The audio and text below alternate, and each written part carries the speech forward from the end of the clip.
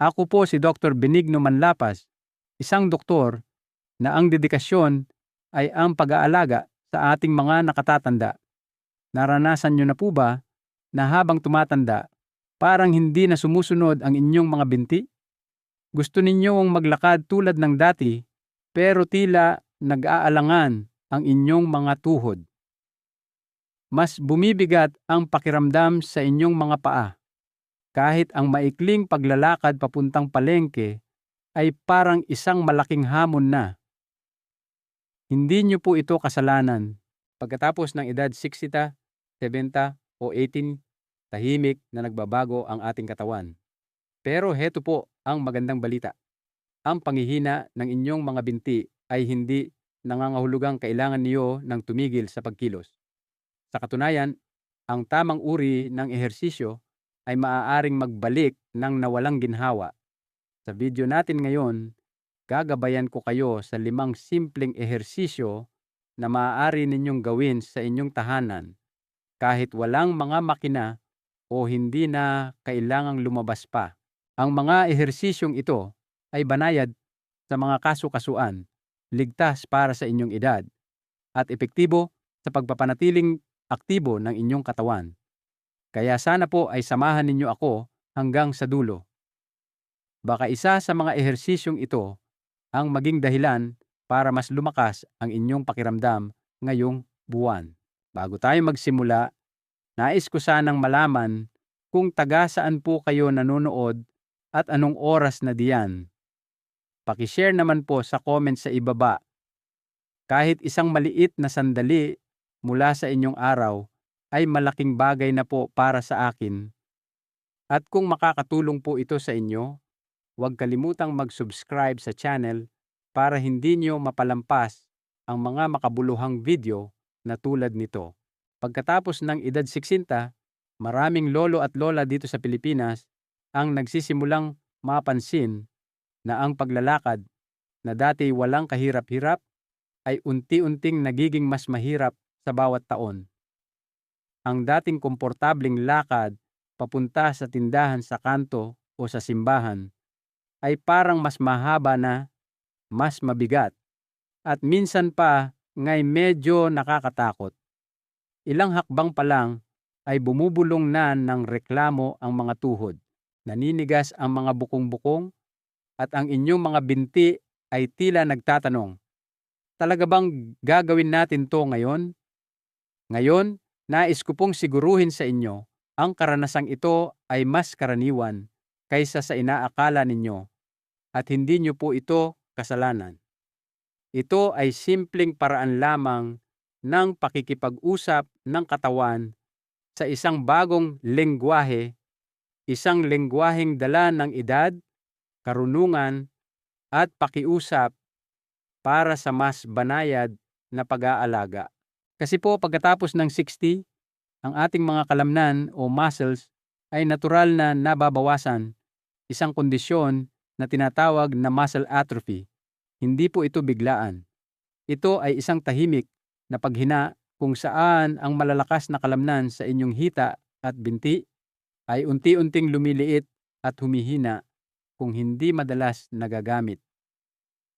Tulad ng isang makinang matagal na naiwan sa garahe, unti-unting bumabagal ang mga piyesa. Kasabay nito, ang cartilage sa inyong mga tuhod na nagsisilbing unan sa pagitan ng mga buto ay nagsisimula na ring numipis. Kung wala ang malambot na saping ito, bawat hakbang ay lumilikha ng mas maraming friksyon at ang mga litid na nagdudugtong sa inyong kasu-kasuan ay lumuluwag, kaya nababawasan ang katatagan. Ito po ang isang dahilan kung bakit nararamdaman ng ilang nakatatanda na tila bumibigay ang kanilang tuhod kahit sa mga simpleng kilos tulad ng pagtayo mula sa silya. Pero hindi lang po iyan. Ang ating circulatory system o sistema ng sirkulasyon ng dugo ay bumabagal din habang tayo'y tumatanda. Ang puso ay medyo mas banayad na kung magbomba at ang daloy ng dugo sa mga binti ay hindi nagaanong epesyente. Kapag bumagal ang sirkulasyon, maaaring manlamig, mamanhid, o di pangkaraniwang mapagod ang mga binti, lalo na pagkatapos lamang ng ilang minutong paglalakad. Kahit ang Achilles tendon, ang makapal na litid na nagdudugtong sa kalamnan ng binti papunta sa sakong, ay sumisikip din sa paglipas ng panahon. Ang paninigas na ito ay humihila sa inyong mga paa, kaya bawat hakbang ay parang mas mabigat na tila nagbubuhat ka ng laryo sa halip na tsinelas. Ito ay isang maliit na pagbabago, ngunit naiipon ito araw-araw. Isipin nyo na lang po na ang inyong mga binti ay parang isang lumang bisikleta. Ang balangkas ay matibay pa. Ang mga gulong ay maayos pa. Ngunit ang kadena ay kailangan ng langis. Ang preno ay kailangang i-adjust. At ang pagpadyak ay dapat dahan-dahan at tuloy-tuloy. Hindi karera, kundi isang banayad na pamamasyal. Ngayon, dagdagan pa natin ng isa pang bagay, ang takot na madulas o matumba. Maraming Pilipinong senior, matapos ang isang maliit na pagkadulas sa banyo o maling tapak sa hagdanan, ay nagsisimulang mag-aatubili. Naaalala ng katawan ang takot at ganun din ang isipan. Nagsisimula kayong maglakad ng mas kaunti, mas madalas manatili sa bahay, at sa huli, ang katawan ay nasasanay sa pagiging hindi aktibo sa pamamagitan ng paninigas, pagbagal, at lalong pagkapagod. Maaaring sabihin ninyo, natatakot akong maglakad kasi baka ako matumba. Ngunit ang totoo, habang mas kaunti ang ating paglalakad, mas malaki ang posibilidad na tayo ay matumba. Hindi ang pagkilos ang delikado. Ang kakulangan sa pagkilos ang nagiging sanhi kung bakit nakakalimutan ng ating katawan kung paano magbalanse. At gusto ko pong malaman ninyo ito. Ang pagbabawas sa paglalakad ay hindi senyales ng kahinaan. Ito ay isang hudyat lamang na kailangan ng inyong katawan ng bagong paraan. Hindi ito humihiling na tumigil kayo. Ito ay humihiling na kumilos kayo sa ibang paraan, mas banayad, at may kamalayan. Kaya naman sa video natin ngayon, gusto ko pong ipakita sa inyo ang 5 ehersisyo na hindi nangangailangan ng mahabang paglalakad o magagarang kagamitan. Ang mga ito ay ligtas, praktikal, at espesyal na pinili para sa mga nakatatandang tulad ninyo, mga taong may karunungan, may mga kwento, at may malalim na pagnanais na manatiling kumikilos ng walang sakit o takot. Dahil ang pagtanda ay hindi nangangahulugang panghihina. Ito ay nangangahulugang pagkatutong makinig sa katawan at tratuhin ito ng may tahimik na respeto.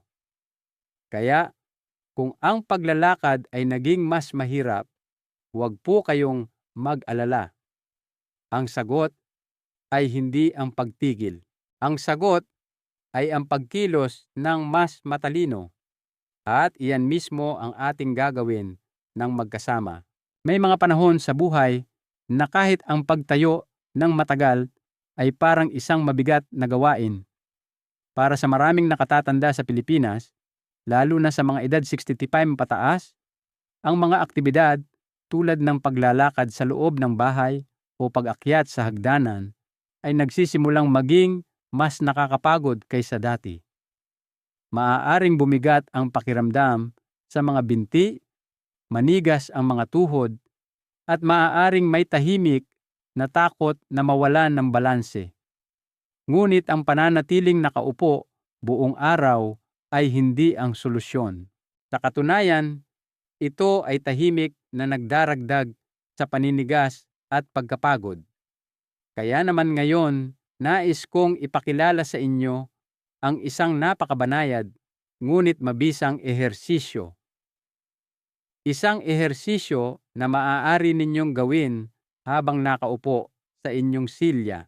Ito ay tinatawag na seated marching o pagmamarcha habang nakaupo, at nakatulong na ito sa maraming senior citizens sa buong Pilipinas na mapabuti ang kanilang sirkulasyon ng dugo, maibsan ang paninigas ng kasu-kasuan, at magdala ng higit na ginhawa sa pang-araw-araw na buhay. Baka itanong ninyo, paano makakatulong sa katawan ang pag-upo at pag-angat ng mga binti? Hayaan ninyong ipaliwanag ko ng simple. Habang tayo ay tumatanda, bumabagal ang daloy ng dugo sa ating mga binti. Dahil dito, nanlalamig ang ating mga paa, namamaga ang mga bukong-bukong, at humihina ang mga kalamnan. Ang mga ugat sa ating mga binti na dati masiglang nagtutulak ng dugo pabalik sa puso ay mas mabagal na ngayong kumilos. Ang banayad na pagkilos ay nakakatulong na gisingin sila, tulad ng maligamgam na tubig na dumadaloy sa isang lumang tubo. Sa seated marching, hindi lang mga binti ninyo ang ginagalaw. Pinapagana ninyo ang inyong hip flexors, mga kalamnan sa hita, at kasu-kasuan sa tuhod sa isang ligtas at suportadong paraan. Lalo itong nakakatulong sa mga nakatatanda na nahihirapang tumayo ng matagal o maglakad ng walang suporta. Walang takot na matumba, walang bigat sa gulugod, ngunit ang mga benepisyo ay umaabot ng malalim sa mga kalamnan at nerbiyos ng inyong mga binti. Ngayon, hayaan ninyong gabayan ko kayo sa mga hakbang. Mangyaring sundan ito ng dahan-dahan at may pasensya. Una, umupo ng komportable sa isang matibay na silya na may sandalan. Siguraduhin ang inyong mga paa ay nakalapat sa sahig at tuwid ang inyong likod. Ang inyong mga kamay ay dapat nakapatong ng marahan sa inyong mga hita o sa inyong tagiliran. Ngayon, huminga ng malumanay. Habang naglalabas ng hininga, dahan-dahang iangat ang inyong kaliwang tuhod ng mga 10 hanggang 15 sentimetro. Hawakan ito doon ng 1 segundo. Pagkatapos, ay ibaba ito ng may kontrol. Ngayon, lumipat sa kanang binti at gawin din ang pareho. Panatiling kalmado ang inyong paghinga at iwasang magmadali. Hindi po ito karera. Ito ay isang pag-uusap sa pagitan ng inyong utak at katawan na nagpapaalala sa inyong mga binti na alam pa rin nilang gumalaw. Ulitin ang salitang kilos na ito ng 10 hanggang 15 beses bawat binti. Kung nakakapagod sa simula, maaari kayong magsimula sa 6 hanggang 8 pag-uulit at unti-unting dagdagan habang lumalakas kayo. Pagkatapos ng isang set, magpahinga ng 30 segundo at pagkatapos ay magsimula muli. Ang paggawa ng 2 hanggang 3 set sa isang sesyon ay mainam. Pwede rin kayong magdagdag ng kaunting saya sa inyong pagsasanay. Magpatugtog ng malumanay na instrumental na musika o isang banayad na martsa sa background. Hayaan ninyong ito ang magtakda ng ritmo para sa inyong katawan. Kung nararamdaman ninyong umiinit o gumagaan ang inyong mga binti, iyan ay isang magandang senyales. Ibig sabihin, ang dugo ay dumadaloy na, ang mga nerbiyos ay nagigising, at ang mga kasu-kasuan ay nababanat. Ngayon, kung nag-iisip kayo, paano kung makaramdam ako ng discomfort o pananakit? Normal lang po iyon. Ang unang ilang beses ay maaaring kakaiba ang pakiramdam, lalo na kung ang inyong mga binti ay matagal nang hindi gaanong nagagalaw. Ngunit, ang pagiging consistent ang susi.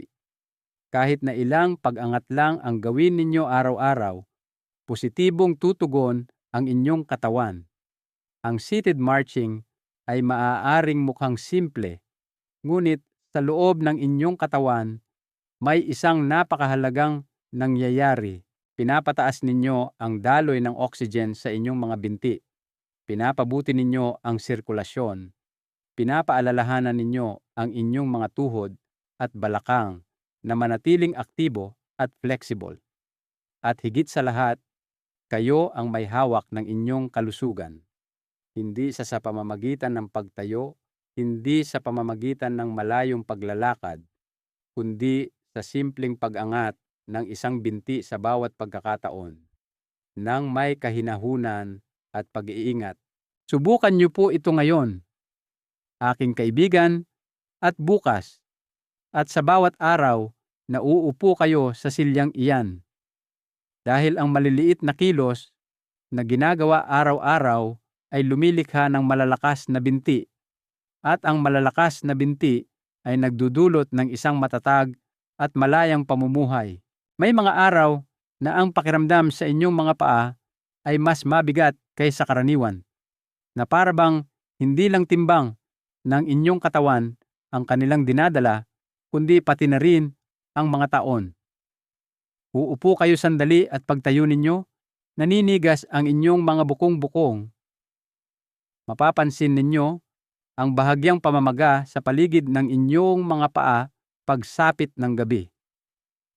Minsan, ang balat malapit sa inyong mga daliri sa paa ay parang masikip, at ang pagsusuot ng tsinelas ay nagiging isang mabagal na gawain.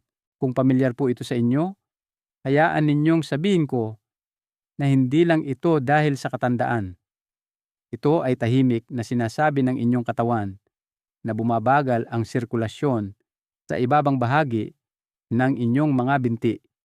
Ngunit ang magandang balita ay sa loob lamang ng ilang minutong banayad na paggalaw ng bukong-bukong araw-araw, malaki ang maibabawas sa paninigas na iyon. Mapapabuti ang daloy ng dugo at magdudulot ng ginhawa sa mga pagod na paa. Dito po pumapasok ang ankle pumps and circles, isang simple ngunit mabisang routine na maaari ninyong gawin habang nakahiga, nakaupo sa silya, o kahit habang nagkakape sa hapon. Alam niyo po, pagkatapos ng siksinta, maraming senior sa Pilipinas ang nagsisimulang makaranas ng mahinang venous return na nangangahulugang mas matagal bago makabalik sa puso ang dugo mula sa mga binti. Ito ay dahil sa mas mahinang mga kalamnan sa binti, at dahil din sa matagal na pag-upo ng walang pagkilos. Kapag ang mga kalamnan sa binti ay hindi regular na ginagamit, hindi na nila napipiga ang mga ugat. Dahil dito, nagsisimulang maipon ang likido malapit sa mga bukong-bukong at paa, na nagdudulot ng pamamaga, pagkapagod, at pakiramdam na mabigat ang mga binti. Ito ang dahilan kung bakit madalas inirerekomenda ng mga doktor ang maliliit na paggalaw ng paa para hikayatin ang tinatawag nilang pangalawang puso ng katawan, ang calf pump.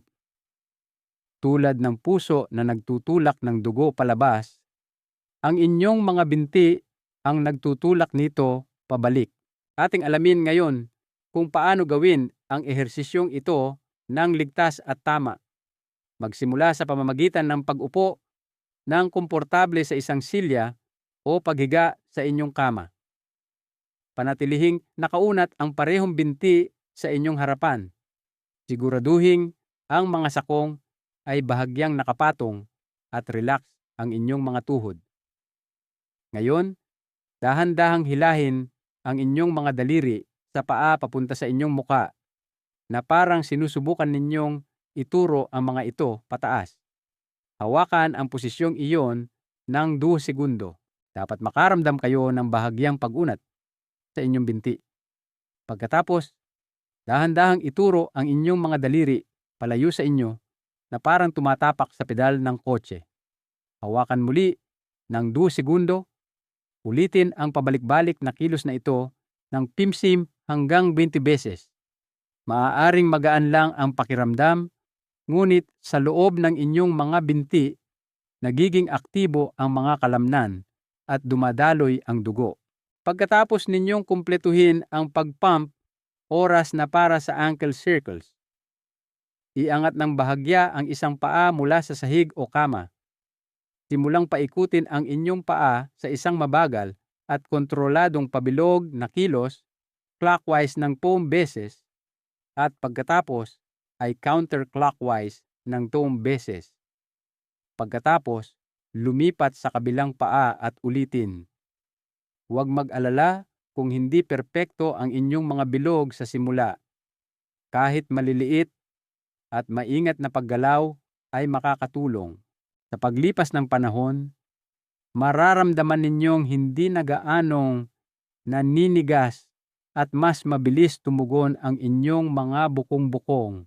Ang pinakamagandang parte ay maaari ninyong gawin ang ehersisyong ito anumang oras habang nanonood ng teleserye, habang nakikinig ng mga lumang tugtugin, o kahit habang nakikipagkwentuhan sa inyong mga apo. Hindi kailangan ng magagarang kagamitan at hindi kailangang tumayo. Kung sobrang pagod ang inyong mga binti sa pagtatapos ng araw, maaaring gawin ang routine na ito bago matulog. Kung ang inyong umaga ay nagsisimula sa paninigas ng mga paa, maaari itong maging unang kilos ninyo pagkatapos magising. At kung kayo ay nagpapagaling mula sa operasyon o pinayuhang huwag masyadong maglakad, mas lalo itong nagiging mahalaga upang maiwasan ang deep vein thrombosis, isang karaniwang panganib sa matagal na panahon ng pamamahinga. Ang ankle pumps and circles ay hindi lang sa inyong mga binti nakakatulong. Sinusuportahan din nito ang inyong puso, bato, at maging ang isipan. Dahil kapag gumaan ang pakiramdam sa inyong mga paa, gagaan din ang inyong kalooban. Mas malamang natatayo kayo, kikilos, at mamumuhay ng may ginhawa. Kaya ngayon, bigyan ninyo ng kaunting atensyon ang inyong mga bukong-bukong. Hayaan ang bawat kilos na maging isang tahimik na mensahe sa inyong katawan, nandito pa ako, gumagalaw pa ako, at ako pa rin ang may kontrol. Ang mga maliliit na hakbang na tulad nito ay hindi lang ehersisyo. Ang mga ito ay maliliit na gawa ng paggalang sa sarili. Habang tayo'y tumatanda, marami sa atin ang nagsisimulang makapansin ng maliliit na pagbabago sa lakas ng ating itaas na bahagi ng katawan. Ang mga gawaing dati madali, tulad ng pagbukas ng bintanang masikip, pagbuhat ng timba ng tubig, o pagtulak ng mabigat na pinto, ay nangangailangan na ngayon ng kaunting dagdag na pagsisikap. Maaari panggang mas mabilis mapagod ang inyong mga balikat o makaramdam ng bahagyang pananakit sa itaas ng likod pagkatapos tumayo ng matagal. Hindi po ito senyales ng pagkabigo. Ito ay mga banayad na paalala mula sa inyong katawan na ang mga kalamnan ng inyong dibdib, balikat at braso ay tahimik na humihingi ng pag-aalaga at atensyon. Isang simple at epektibong paraan upang maibalik ang lakas na iyon ay sa pamamagitan ng isang banayad na ehersisyo na tinatawag na wall push-up. Ito ay isang binagong bersyon ng tradisyonal na push-up na idinisenyo lalo na para sa mga nakatatanda na maaaring hindi kumpiyansang bumaba sa sahig o maglagay ng labis na bigat sa mga pulso. Unawain natin kung paano ito nakakatulong sa inyong kalusugan sa mas malalim na paraan. Ang inyong mga kalamnan sa balikat, na kilala rin bilang deltoids, ay nagsisimulang lumiit habang tumatanda kung hindi regular na ginagamit. Ganon din ang nangyayari sa triceps sa likod ng inyong mga braso at sa mga kalamnan na sumusuporta sa itaas ng inyong gulugod. Kapag humina ang mga kalamnang ito, hindi lang ang kakayahan ninyong magbuhat ng mga bagay ang apektado, kundi pati na rin ang inyong postura, balanse, at katatagan. Alam niyo po, ang balanse ay hindi lang tungkol sa mga binti. Ito ay tungkol sa kung paano nagtutulungan ang buong katawan, mga braso para sumalo kung kayo'y matitisod, mga kalamnan sa likod para mapanatili kayong tuwid, at mga balikat para maging matatag habang naglalakad o yumuyuko. Dito nagiging napakahalagang kaibigan ang wall push-up. Nakakatulong itong ibalik ang lakas, mapabuti ang kontrol, at mabawasan ang panganib ng pagkahulog. Lahat ng ito nang hindi nangangailangan ng anumang kagamitan, banig, o makina. Hayaan ninyong gabayan ko kayo sa mga hakbang. Dahan-dahan lang po at huwag mag-atubiling huminto kung kinakailangan. Magsimula sa pamamagitan ng pagtayo sa harap ng isang pader. Ilagay ang inyong mga paa ng halos 10 sentimetro ang layo mula sa pader.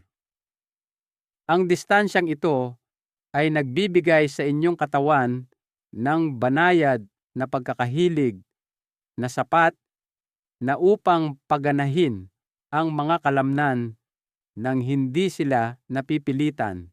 Ilagay ang parehong palad ng patag sa pader, kapantay ng balikat at halos kasing lapad din ng inyong mga balikat.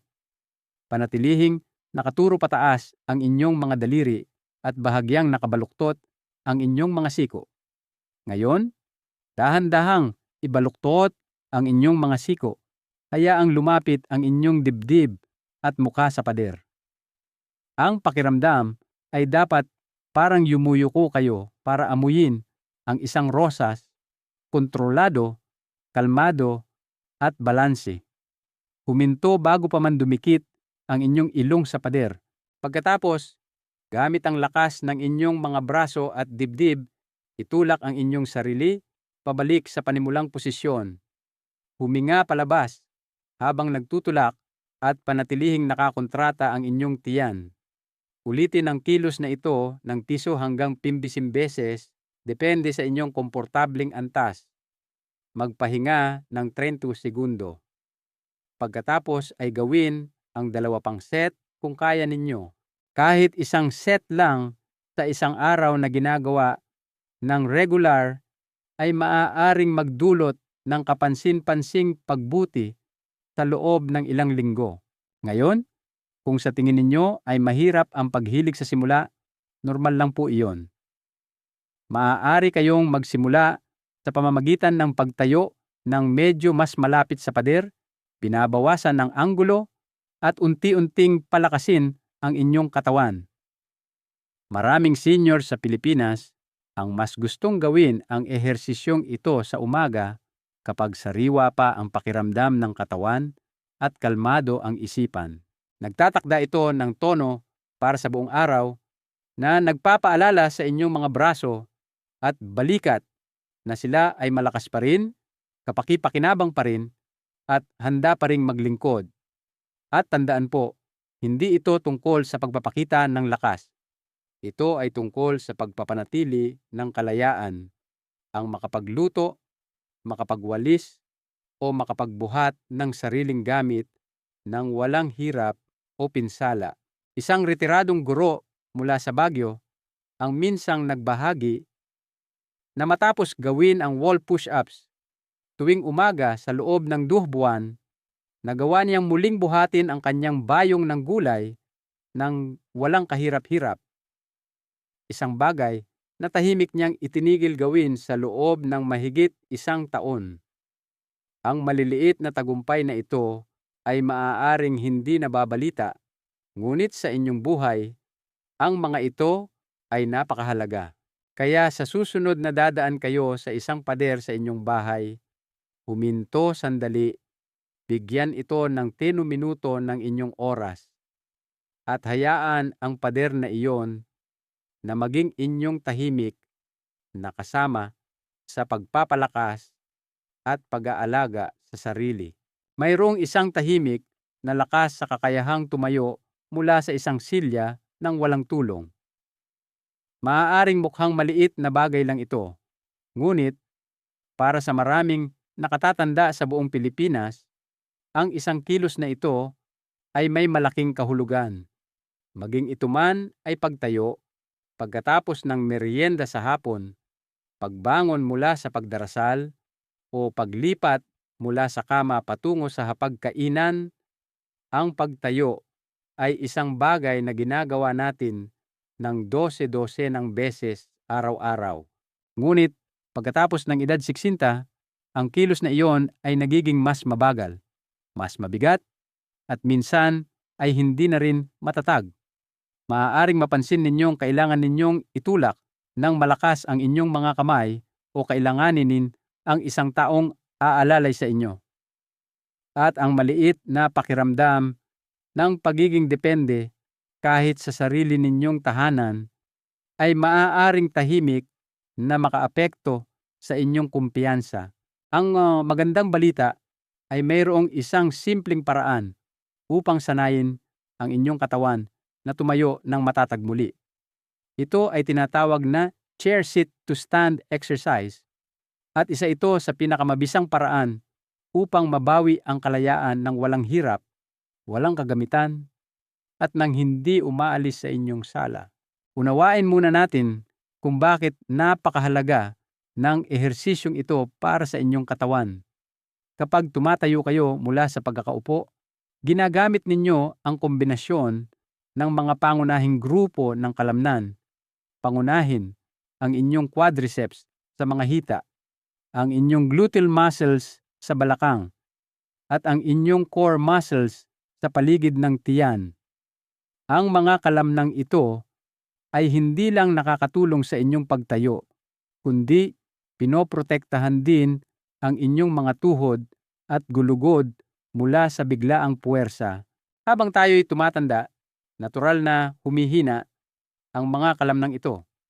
Nagiging mas mahirap tumayo, lalo na mula sa mababang silya o kama. At kung hindi dahan-dahang sinasanay, unti-unting nasasanay ang katawan na manatiling nakaupo, na nagdudulot ng paninigas, mahinang sirkulasyon, at mas mataas na panganib ng pagkahulog. Ngayon, hayaan ninyong gabayan ko kayo sa ehersisyong ito hakbang-hakbang. Huwag pong magmadali. Bawat kilos ay may sariling ritmo. Magsimula sa pamamagitan ng pag-upo sa isang matibay na silya. Siguraduhin ang silya ay hindi masyadong mababa o malambot. Ang inyong mga paa ay dapat nakalapat sa sahig, magkahiwalay ng kasing lapad ng balikat, at ang inyong mga tuhod ay nakabaluktot sa 90-degree na anggulo. Ilagay ang inyong mga kamay nang magkasalikop sa inyong dibdib o ipatong ng bahagya sa inyong mga hita para sa balanse. Panatilihing tuwid ang likod, relax ang mga balikat, at nakatingin sa harap, hindi sa ibaba. Ngayon, huminga paloob. Habang humihinga palabas, dahan-dahang itulak ang bigat sa inyong mga sakong at gamitin ang lakas ng inyong hita para tumayo mula sa silya. Huwag gumamit ng puwersa o ibuwelo ang katawan. Hayaan ang inyong mga binti na gumawa ng trabaho. Kapag ganap na kayong nakatayo, manatili sandali. Damhin ang lakas sa inyong mga binti at ang karangalan na nagawa ninyo ito ng mag-isa. Pagkatapos, dahan-dahang ibaba ang sarili pabalik sa pagkakaupo ng may kontrol, nang hindi biglaang bumabagsak.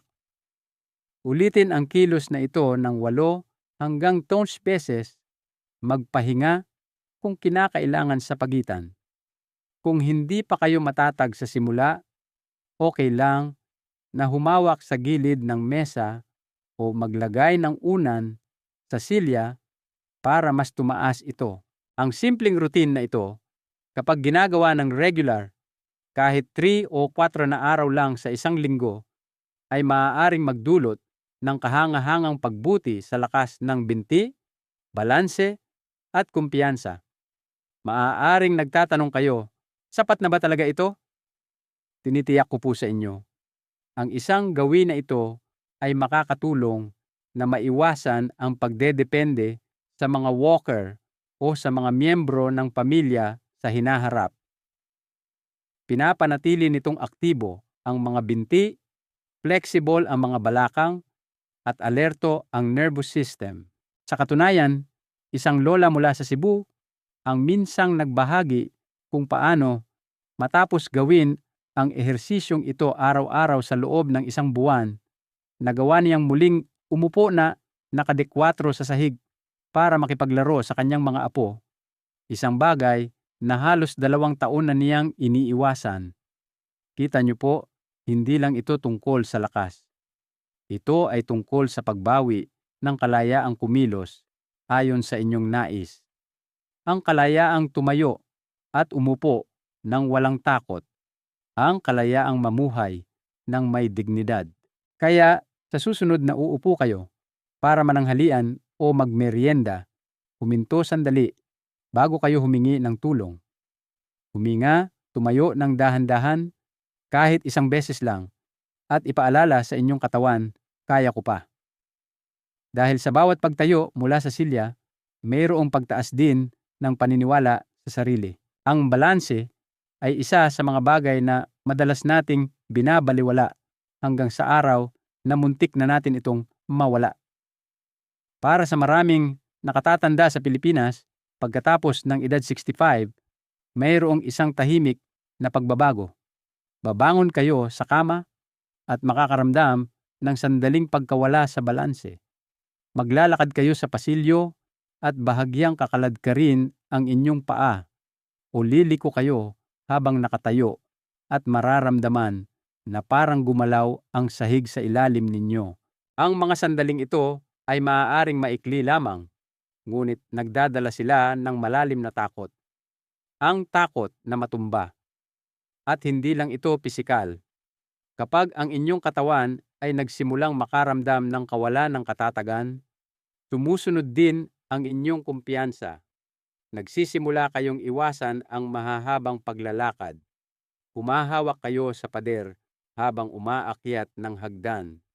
Pinipili ninyo ang silyang pinakamalapit sa pader para kung sakali. Ngunit, paano kung sabihin ko sa inyo na ang inyong katawan ay taglay pa rin ang kapangyarihang magbalanse? Na ang inyong mga balakang, ang inyong core, at ang inyong isipan ay kailangan lamang ng isang banayad na paalala. Ang ehersisyo natin ngayon, ang side leg raises, ay eksaktong paalala na iyon. Isang simple, tahimik na kilos na nagpapalakas sa mga kalamnan ng balakang, nagpapabuti sa katatagan kapag gumagalaw patagilid, at nagbabalik ng tahimik na tapang upang kumilos ng walang takot. Unawain muna natin kung bakit napakabisa ng ehersisyong ito. Ang mga kalamnan sa gilid ng balakang, lalo na ang gluteus medius, ay may mahalagang papel sa pagpapanatili ng balanse. Pinapanatili nilang pantay ang balakang habang naglalakad at tumutulong sa paglipat ng bigat mula sa isang binti patungo sa kabila. Ngunit habang tumatanda, humihina ang mga kalamnang ito, lalo na sa mga matagal na nakaupo o hindi na gaanong naglalakad dahil sa pananakit ng tuhod o likod. Kapag hindi malakas ang mga kalamnan sa gilid ng balakang, mas umuugoy ang katawan habang naglalakad. Sinusubukan ng mga bukong-bukong na bumawi, at doon mas nagiging malamang ang pagkadapa at pagkahulog, lalo na kapag lumiliko, humahakbang patagilid o umaakyat sa hindi pantay na sahig. Ngayon, hayaan ninyong gabayan ko kayo sa simple at epektibong ehersisyong ito. Dahan-dahan lang po. Igalang ang sarili ninyong bilis. Tumayo sa likod ng isang matibay na silya, mas mabuti kung may mataas na sandalan. Hawakan ang sandalan ng bahagya gamit ang isa o parehong kamay para sa balanse. Panatilihing magkahiwalay ang mga paa ng kasing lapad ng balikat. Tuwid ang likod at nakatingin sa harap. Ngayon, dahan-dahang iangat ang inyong kanang binti patagilid ng mga 12 hanggang 15 sentimetro lamang. Huwag itong iswing o sumandal. Gamitin ang mga kalamnan sa gilid ng inyong balakang para kontrolin ang pag-angat. Hawakan ang posisyon ng 1 o 2 segundo. Pagkatapos, dahan-dahang ibaba ang paa pabalik sa sahig.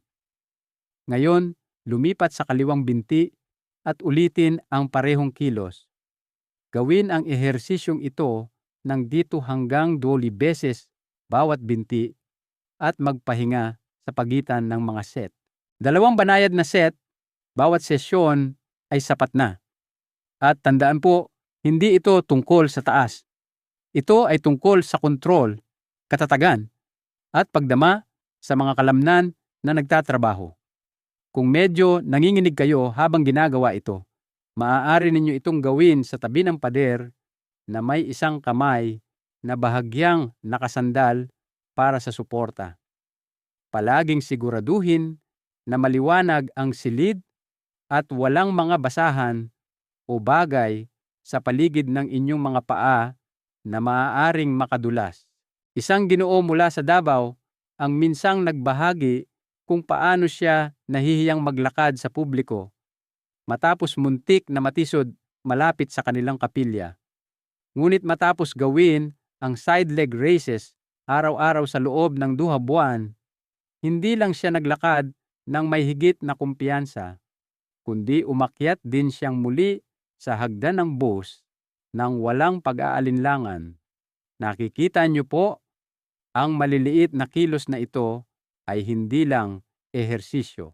Ang mga ito ay tahimik na mensahe sa inyong nervous system na nagsasabing, malakas ako, matatag ako, nagtitiwala akong muli sa aking katawan. Kaya sa susunod na malapit kayo sa inyong silya, sa hapagkainan, o sa gilid ng kama, huminto sandali. Gumawa ng pito banayad na pag-angat patagilid. Hayaan ang inyong mga balakang na alalahanin ang kanilang lakas. Hayaan ang inyong mga binti na mahanap muli ang kanilang landas. Dahil ang balanse ay hindi isang regalong nawawala. Ito ay isang kasanayang maaari nating panibaguhin ng may pagmamahal, pasensya, at pang-araw-araw na pag-aalaga. Kung sa tingin ninyo ay nakakatulong sa inyo ang mga ehersisyong ito, ibahagi po ninyo ang video na ito sa isang kaibigan, kapitbahay, o nakatatanda sa inyong pamilya. Minsan, ang isang maliit na kilos ay maaaring magdulot ng malaking ginhawa. Ang isang share ninyo ay maaaring maging dahilan para magsimula ang iba sa kanilang paglalakbay pabalik sa lakas at balanse. Kaya, mahal kong kaibigan, ngayon ay hindi lang tayo nag-usap tungkol sa mga ehersisyo. Nag-usap tayo tungkol sa pag-asa, tungkol sa pagkilos ng may pag-iingat, at tungkol sa paghahanap ng lakas sa maliliit na pang-araw-araw na hakbang. Ang 5 simpleng ehersisyong ito ay maaaring mukhang madali, ngunit kung pagsasama-samahin, taglay nila ang kapangyarihang ibalik ang balanse, kumpiyansa, at ginhawa sa inyong buhay. Isang mahalagang aral po ang nais kong iwan, ang pag-aalaga sa ating katawan. Habang tayo'y tumatanda, ay hindi isang pasanin, kundi isang pribilehiyo. Ito ay isang paraan ng pagpapasalamat sa lahat ng taon na nagsilbi ito sa atin. Ang bawat banayad na pag-unat at bawat kontroladong pag-angat ay isang gawa ng pagmamahal sa sarili. Kung mayroong anumang bagay sa video na ito na nakaantig sa inyo o nagpaalala sa inyo ng inyong sariling paglalakbay, gustong-gusto ko pong marinig mula sa inyo. Mangyaring ibahagi ang inyong mga saloobin, damdamin, o simpleng itype ang salitang pag-asa sa comment section sa ibaba. Ang inyong mga salita ay maaaring magbigay ng inspirasyon sa iba na nagsisimula pa lamang. At kung ito po ay nakatulong sa inyo, mangyaring mag-subscribe sa channel, pindutin ang bell icon, at ibahagi ang video na ito sa isang taong mahalaga sa inyo, isang kapatid, kaibigan, o kapitbahay na maaaring nangangailangan din ng isang banayad na tulak upang magsimulang muli.